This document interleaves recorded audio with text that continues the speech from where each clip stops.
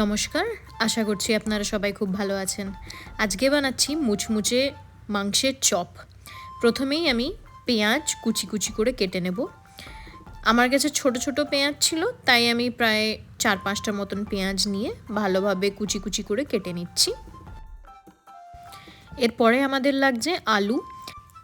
আমি প্রায় 4টা মিডিয়াম সাইজের আলু গ্রেটারের সাহায্যে ভালোভাবে গ্রেট করে নেব। এরপরে আমাদের লাগছে ধনেপাতা। ধনেপাতা আমি বেশ ভালো কোয়ান্টিটিতেই দিচ্ছি। আর দেখতে পাচ্ছেন আমি কিন্তু মোটা বোটাগুলোকে কেটে বাদ দিচ্ছি না, আমি এগুলোকে রেখে দেব। এগুলো চপে পড়লে খুবই ভাল লাগবে। কুচি কুচি করে ধনেপাতাকেও কেটে নিচ্ছি।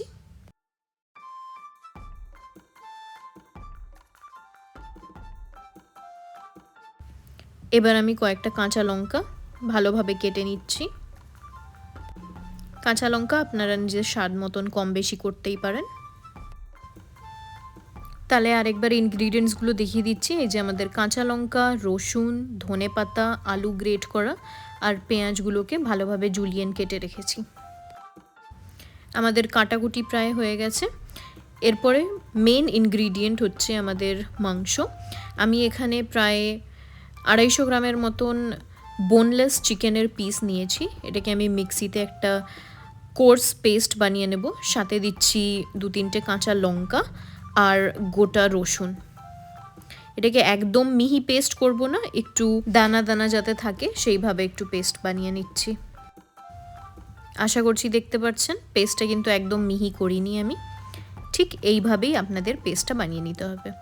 এবার আমি বাকি মাংসগুলোরও পেস্ট ভালোভাবে বানিয়ে নেব। এবার গ্যাসে একটা প্যান চাপিয়ে দিয়েছি, তেল দিয়েছি। তেলটা প্রায় গরম হয়ে গেছে। এই সময় আমি প্যানটা দিয়ে দিলাম গোটা জিরে, আর সাথে আমি অ্যাড করলাম কুচি করে রাখা কাঁচা লঙ্কা। একটু ভালোভাবে ভেজে নেব। এই সময় আমি অ্যাড করছি কুচিয়ে রাখা পেঁয়াজ। আচ্ছা, পেঁয়াজ ভাজার সময় কিন্তু অবশ্যই একটু নুন দেবেন। নুন দিতে পেঁয়াজটা ভালোভাবে খুব তাড়াতাড়ি ভাজা হয়ে যাবে।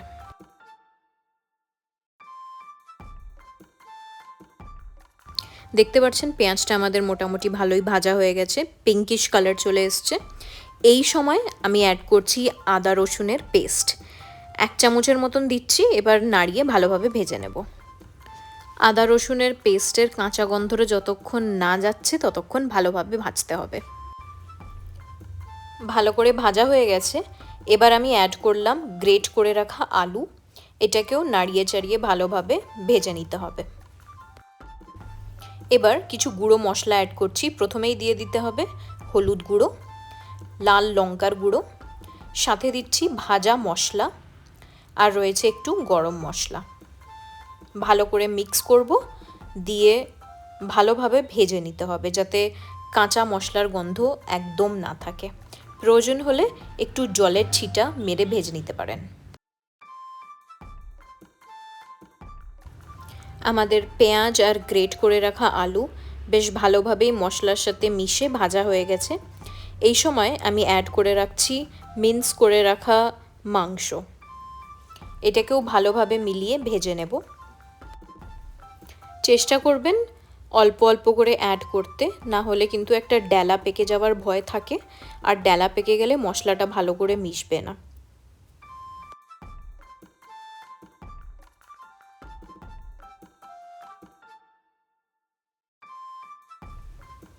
মাংসটাকে মশলার সাথে একটু সময় ধরে মিশিয়ে নিতে হবে।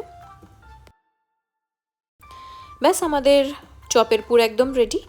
ওপর থেকে এবার আমি কুচিয়ে রাখা ধনেপাতা ছড়িয়ে দেব।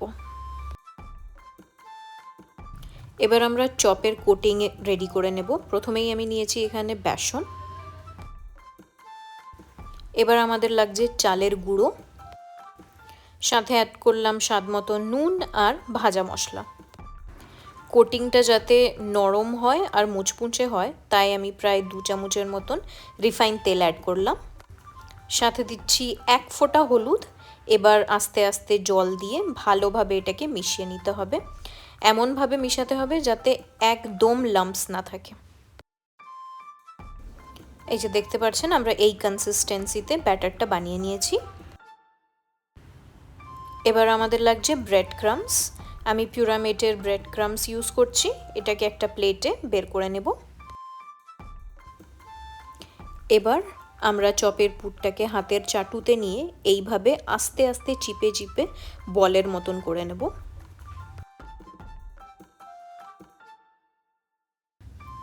এরপর একটা হাত আমি রেখেছি শুকনোর জন্য, আর একটা হাত ব্যাটারে দেব।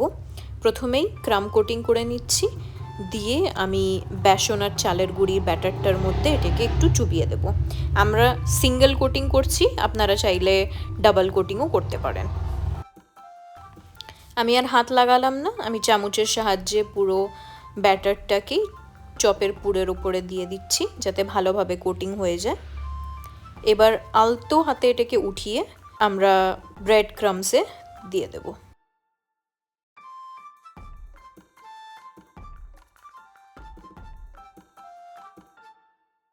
আবারও ভালোভাবে ব্রেড ক্রামসে কোট করে নিচ্ছি। এই যে ভালোভাবে কোটিং হয়ে গেছে, আমাদের একটা চপ ভাজার জন্য একদম রেডি। আমি আস্তে আস্তে বাকিগুলোকেও এইভাবেই কোট করে নেব। আমার সবকটা চপ ভালোভাবে কোট করা হয়ে গেছে। এবার আমরা ঝটপট চপগুলো ভেজে নেব। ভাজার জন্য গ্যাসে কড়াই একটা বসিয়ে দিয়েছি, আর দিয়ে দিয়েছি রিফাইন তেল। তেলটাও ভালোই গরম হয়ে গেছে। এবার আমি একে একে চপগুলো ভালোভাবে ব্রাউন হওয়া পর্যন্ত ভেজে নেব। এখানে একটা ছোট্ট টিপস দিয়ে রাখি, যখনই আপনারা এইভাবে চপ ভাজবেন চেষ্টা করবেন একটা হাতার সাহায্যে গরম তেলটা এইভাবে চপের ওপরের পোর্শনটাতেও একটু ছড়িয়ে দেবেন। এইভাবে ভাজলে দেখবেন চপের দুদিকেই খুবই ভালো ইকুয়াল রং আসবে। এক সাইড প্রায় ভাজা হয়ে গেছে, আমি পাল্টে অপর সাইডটাও ভেজে নিচ্ছি। ব্যাস আমাদের চপ একদম রেডি। সার্ভ করুন গরম গরম কাসন্দির সাথে। আর হ্যাঁ, ওপর থেকে বিট নুন ছড়াতে কিন্তু একদম ভুলবেন না।